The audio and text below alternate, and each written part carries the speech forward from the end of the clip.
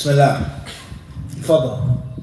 I noticed in some places in the Quran when Allah subhanahu wa ta'ala he talks about big or taqwa, he uses another opposite pair. It says fusuq wal isyan.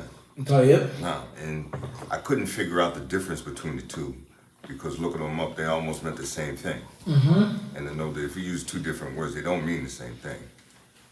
Clear.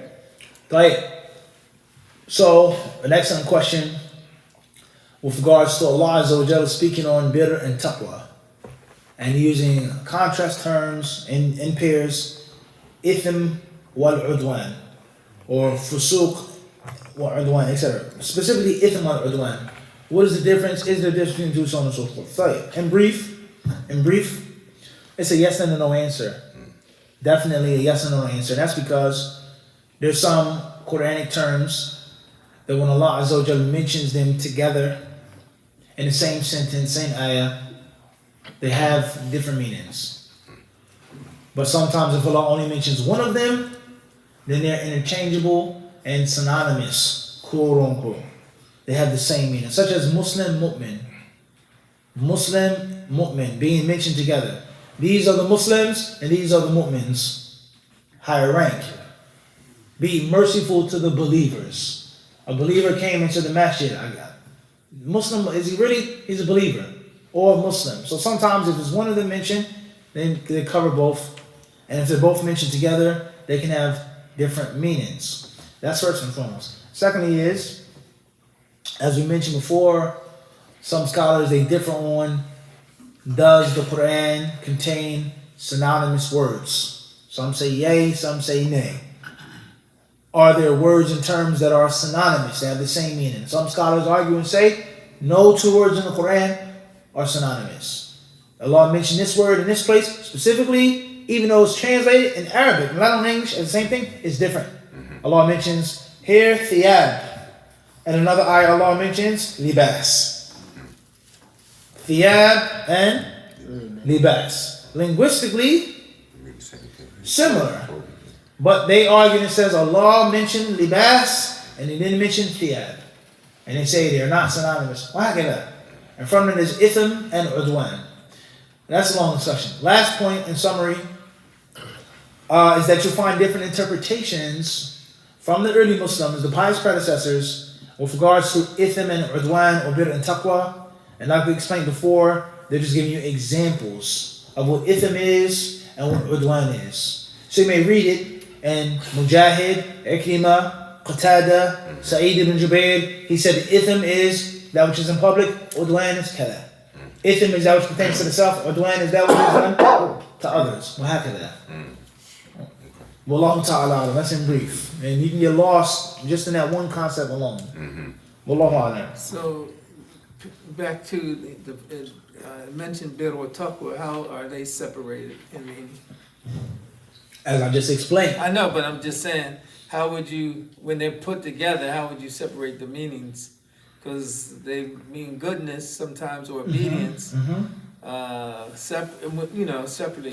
When they're together, how would you translate? Understood. Birr, one could say piety, but taqwa is also right. Piety. Yeah. Okay, so and that's why they differ or they give different interpretations of what it is. Inwardly, outwardly, statement, action, so on and so forth. Birr with this, taqwa with that. Wealth, money, so on and so forth. Okay. Wallahu a'lam. Fadal. That was his. I did have two, but I let him take that one. The hadith about the reward for guiding someone to Islam, you mentioned, was better than precious camel. Are there any other hadith or any other rewards for that same thing, guiding someone to Islam, to your knowledge? Any other hadiths with regards to the reward of guiding others to Islam? Several, for sure. No, we mentioned most of them. Most of the most famous, most of the most authentic ones in the several different chapters. Not just this one chapter, but the previous chapter and other chapters as well. But there are other rewards. The Prophet ﷺ, first and foremost is the quranic ayat. وَمَنْ أَحْسَنُ قَوْلًا مِمَّا دَعَا إِلَى اللَّهِ وَعَمِلَ صَالِحًا. Allah asked the question, whether you say rhetorical or hypothetical, وَمَنْ أَحْسَنُ قَوْلًا يعني لا أحد أحسن قولا. No one has a better standing, a better statement than the da'i, the caller to Allah. And the Prophet ﷺ was commanded to say, هَذِهِ سَبِيلِي, my path, not the path of Allah, not it's sabil, this is what I do. Ad'u ila Allah, I call to Allah subhanahu wa ta'ala upon clear insight. Ana wa man ittaba'ani. And look how Allah reiterates it. Ana, once again. Qul hadihi sabili. Say, oh Muhammad, this is my path. I call to Allah upon knowledge, right?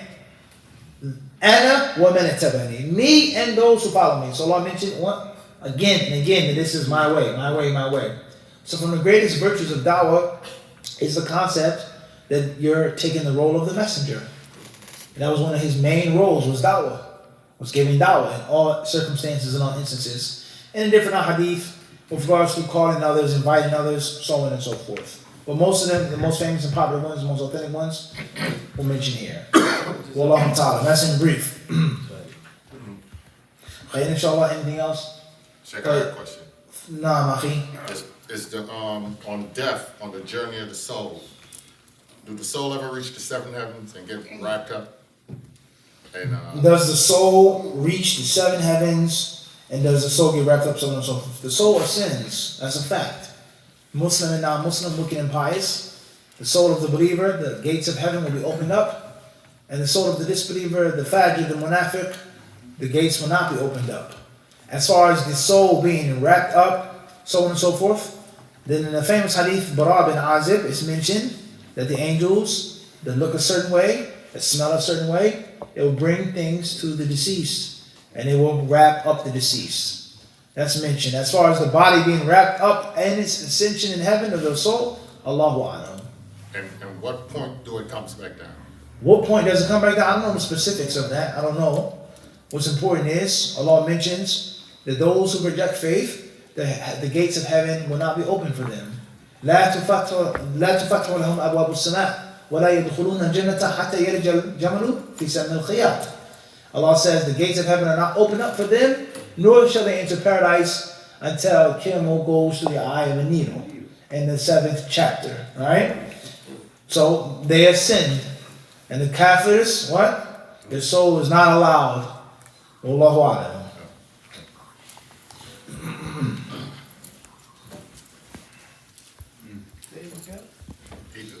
That was crazy. Question is coming from Melbourne, Australia.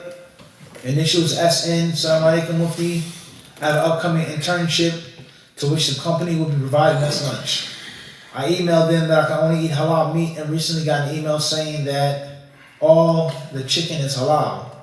Is this email sufficient to allow me to eat the chicken, as well as the fact that the majority of the people in Melbourne are also consider themselves as Christians?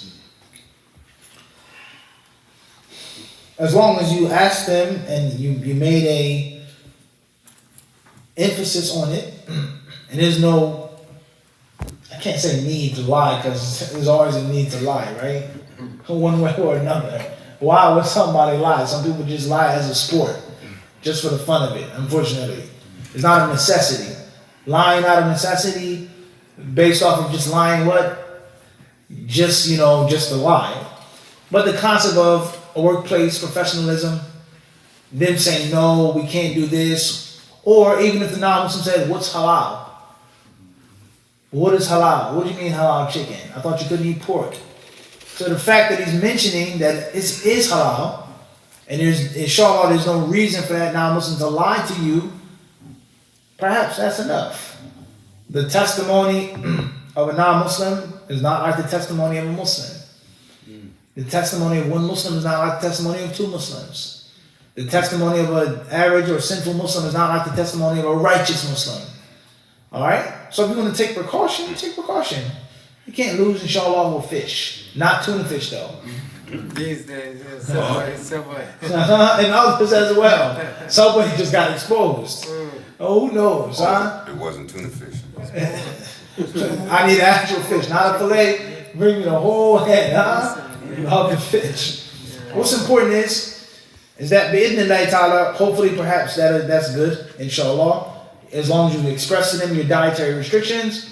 Perhaps there are other Muslims working for you, so on and so forth. And it doesn't hurt to ask them more than once. Okay? Wallahu a'lam. And oftentimes, if you ask someone enough, if you give them their nerves enough, the truth will come out. That's human nature, right? No, it's not halal, okay? I'm not whacking that, huh? Sometimes you get under the skin and on the nerves, and the truth will come out. Wallah, perhaps that's sufficient, inshallah. And take precaution for your deen. Wallahu alam. Initials SC from Jamaican Queens. Is it permissible to have the intention of paying part of my zakat every single time I donate money? So that, don't do that. Pay your zakat at the end of 12 months. Speeding up your zakat may be permissible in certain times, or may be permissible to delay in certain times, but it's going to get sloppy. You're going to lose count. You're going to lose track. Oh, I did this and la. Stick with the sunnah. 2.5 at the end of 12 months. And then you can give a bigger bulk to charity. Wallahu alam. Initials HA from Hamilton, Canada. When do you say Sajda Tilawa? Do you say Allahumma Barak and Salam after? I don't know about anything proven to say Allahumma Barak. If you want to make the Salam, it's optional. You don't necessarily have to. It's not Salah. And Allah knows best. RN from Silver Spring, Maryland. It's okay to pray in a house filled with pictures and statues because I work there, and if I don't pray there, my prayer will be late. Try your best to pray in a place in which there's no pictures and no statues. And inshallah your prayer will be valid in the night time. AN from San Diego, California. Ustaz, what is your advice for your disciple in California going to Egypt? First and foremost is congratulations. Alhamdulillah. I congratulate you on reviving the ancient way of traveling to seek knowledge, especially in a time of ignorance, heedlessness, liberalism, secularism, faithlessness, all right? And a time in which people look down on traditional Islamic knowledge, the ancient way. You can just learn it on the internet. You can learn it there in California. You don't have to travel. So I congratulate you for going above and beyond the normal stuff. That's first and foremost. Secondly is, make sure that you always check your intentions. Make sure that you're sincere for Allah, and make sure that you're doing it for Allah's pleasure, not for anyone else. Thirdly is to be extremely stingy with your time. Extremely stingy with your time, and to realize that you're only there for a limited time. Life is short, but you're traveling overseas. Why travel all those miles, spend all that money? Why get sick? Why get harassed at the airport? Why have your family angry with you, etc., etc.? All of the perils of traveling. Why go over to Egypt to play video games or work out in the gym every day, or go running, or go and eat this food, or go try to talk to Egyptian girls, so on and so forth. Things that many students of knowledge do when they're overseas, wasting their time. You're in Medina. It's not Philly. You can chase girls in Philly. You can go here, you can eat this, you can have fun, you can laugh, you can joke, you can work out in Philly. Why go to Saudi Arabia, 13-hour flight? Why cross the Atlantic Ocean to just be chilling? It's stupidity. So it's a limited opportunity, it's an exclusive opportunity, it's a blessing, and it's not guaranteed for you to go back. So that's my advice, is to be stingy with your time. And there are many other pieces of advice that we've given before with regards to those who travel. You can check out those videos. And may Allah give you the success. Don't rush to come back. You're not missing nothing in San Diego. Inshallah, it'll still be sunny there. And you're not missing anything. Stay in Egypt for as long as you can. Soak up the knowledge. And inshallah, you'll come back as a scholar to teach us. Questions coming from Toronto. Initials WO. Is it better to urinate sitting down or squatting down? Do whatever's easiest for your body. As long as you fulfill the conditions of urinating, your aura's covered. The najasa doesn't splash on you, which it can splash on you sitting, standing, or squatting. Standing, sitting, or squatting, you can be defiled. So as long as you fulfill the necessary conditions, whatever's easiest on your body. SHDC. Abu Akhir. I'm sounding like Shamsuddin, huh? It might be.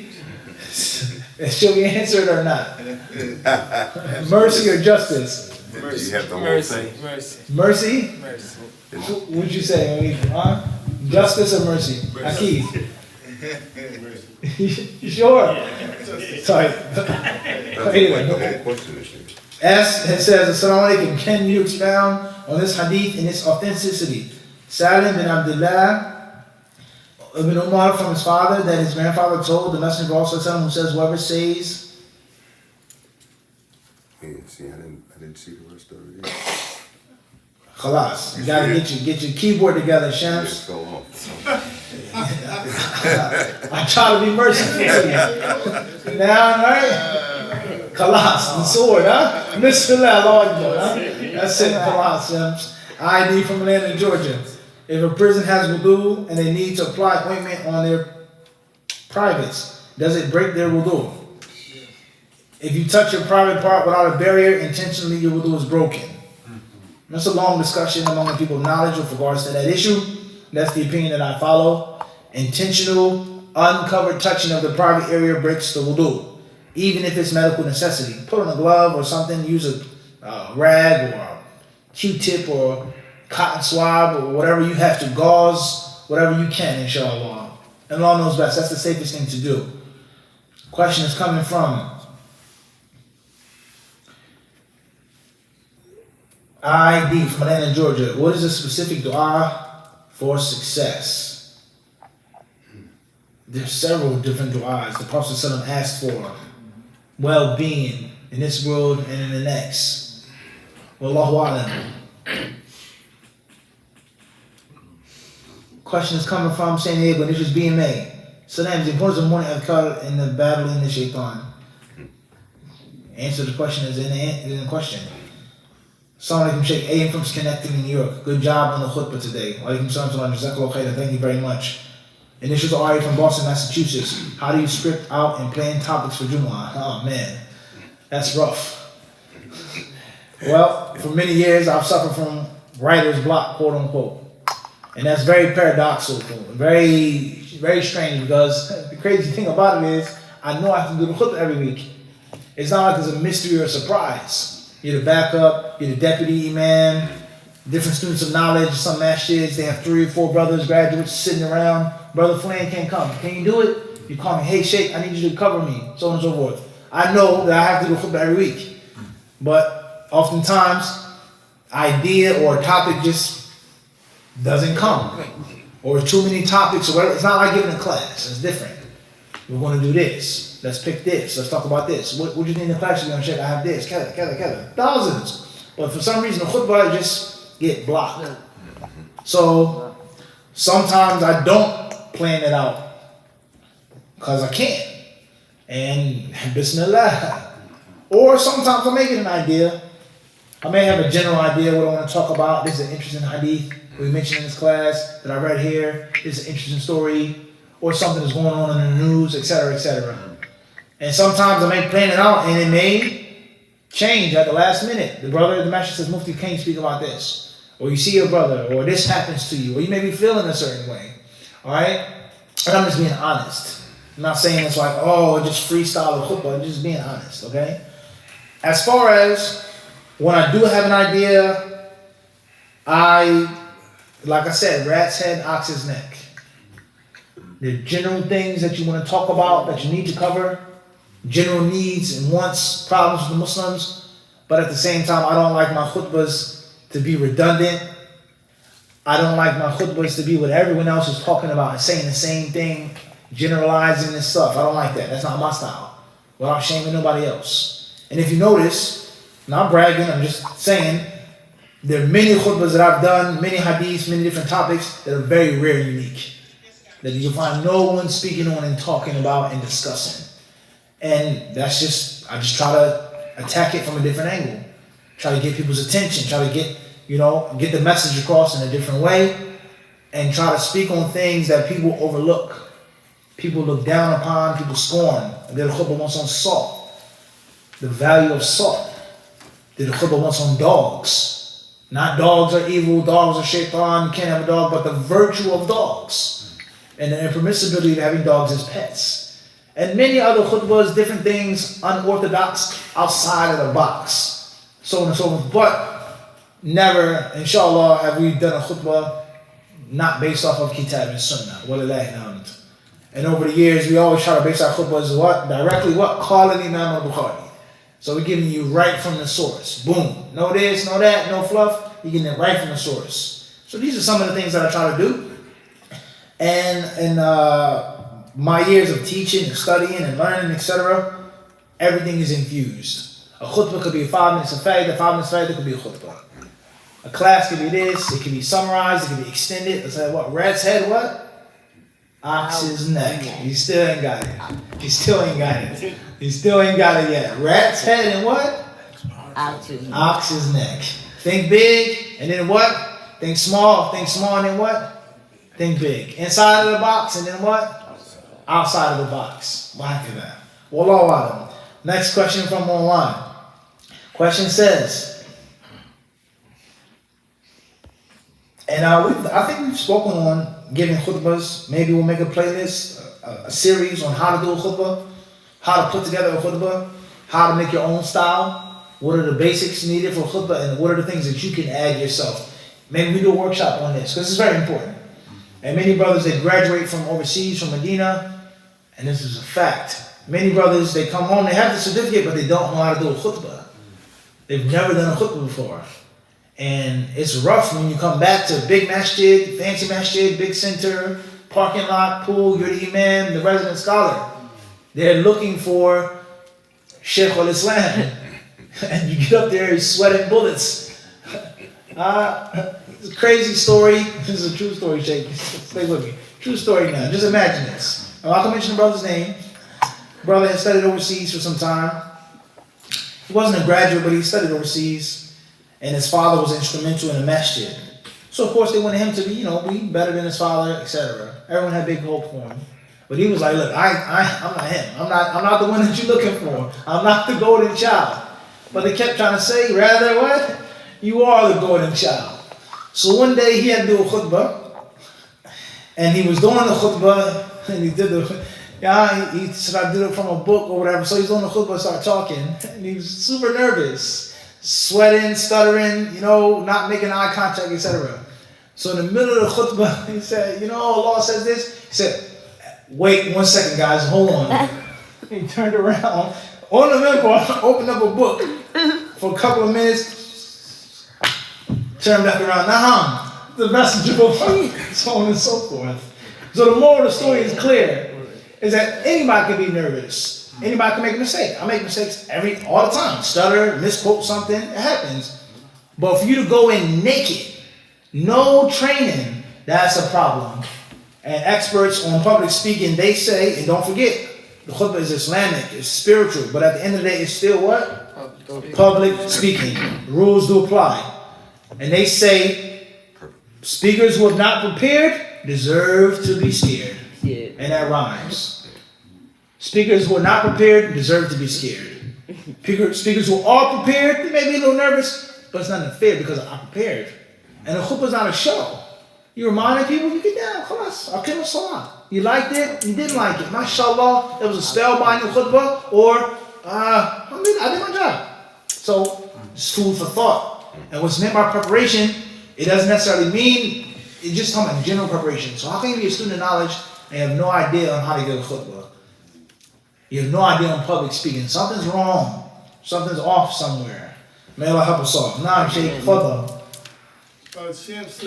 No white meat, Sheikh. Nah, tell him he's done. Khalas. Nah, yeah, we went back to the sword now. We try to be merciful to Shams, but what? It wasn't the qadr of Allah. Move forward. Question says, now tell Brother Shams, he can make an expiation if he likes. Yeah. And he can make an offering. Perhaps an atonement. Something nice from the DMV. That's right. Wallahu alam. Inshallah, we'll end when we've done the class. We'll call him whatever. But question says, MK from London, what's your opinion on vapes with nicotine? Do you know of the harms and benefits? Don't vape, period. Nicotine, no nicotine, weed, THC, whatever, don't do it. Period. Stay away from it. SD, Palembang, Indonesia. Can I make a video translating your Q&A answer in Indonesian language? Okay, inshallah, that's fine. As long as you translate it accurately. And inshallah ta'ala, don't add nothing to it. And say, I said that. And if you do, that's between you and Allah. But if you want to translate and pass it on to someone else you feel is beneficial, I have no issue with that. There are better people that you can translate their words, videos that are better than mine. But for whatever reason, if you feel that you want to pass on my video into your language, no problem, inshallah ta'ala. May Allah put barakah in it. May Allah allow it to be a benefit for us. Okay, inshallah. We'll stop here tonight, guys. Jazakumullah khairan. Please don't forget about this Thursday. Holidays in light of Quran and Sunnah.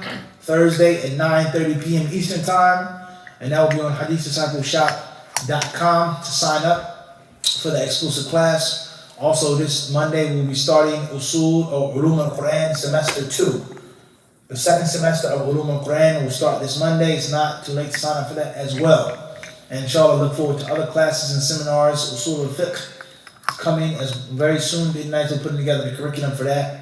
And jazakumullah khairan for everyone that supports the cause, those who donate. After Allah subhanahu wa ta'ala, one of the reasons why we have the ability to do classes and to offer the services, especially the services that are free, is people donating and helping out. May Allah Azza wa Jalla reward you all. Assalamu alaikum wa rahmatullahi wa barakatuh.